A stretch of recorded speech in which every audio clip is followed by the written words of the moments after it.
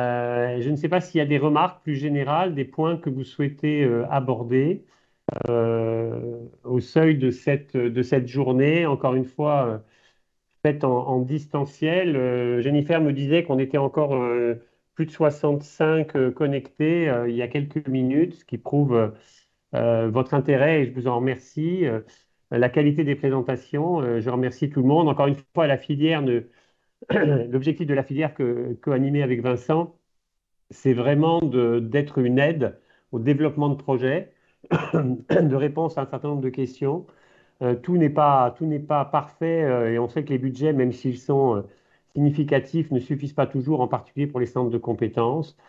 Donc maintenant, je pense que nos objectifs pour les prochaines semaines, dès la rentrée, c'est que la filière aide à la relabellisation. Donc il y a ce travail à faire avec les centres coordonnateurs, les centres constitutifs, de voir un peu quel périmètre les centres de compétences qui souhaiteraient, ou d'autres centres qui ne sont ni compétences ni références et qui souhaitent relabelliser ou bien souscrire à cet appel à projet de labellisation.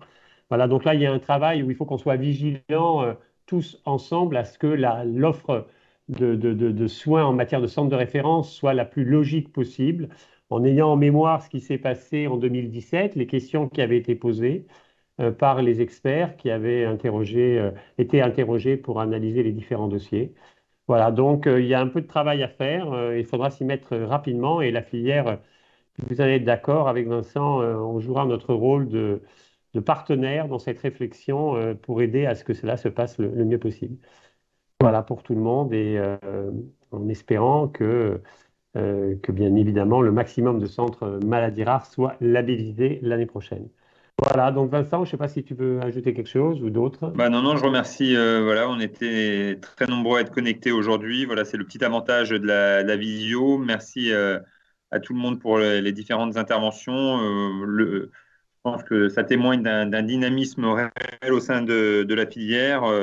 Bon, un grand merci à Jennifer pour tout le travail qu'elle fait, à Denis, et puis merci surtout à vous parce que voilà, cette filière, c'est la nôtre, c'est la vôtre.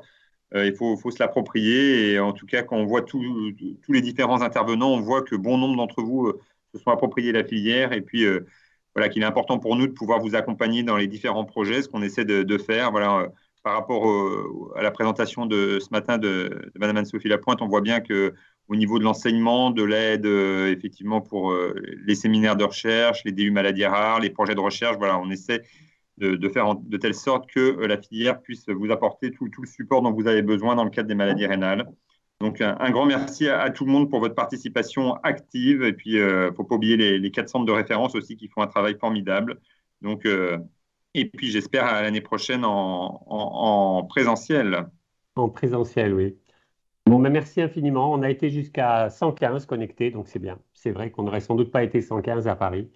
Donc ça a ce petit avantage, malgré tout, d'être en distanciel. Merci infiniment. À très bientôt. Bonne fin d'année. Passez-la aussi bien que possible, même si il y a des choses pas toujours faciles hein, au quotidien. Actuellement, en particulier, dans les services, surtout plutôt pour nos collègues néphrologues adultes. Mais voilà, passez bien ces périodes de fête aussi sereinement que possible. À très bientôt.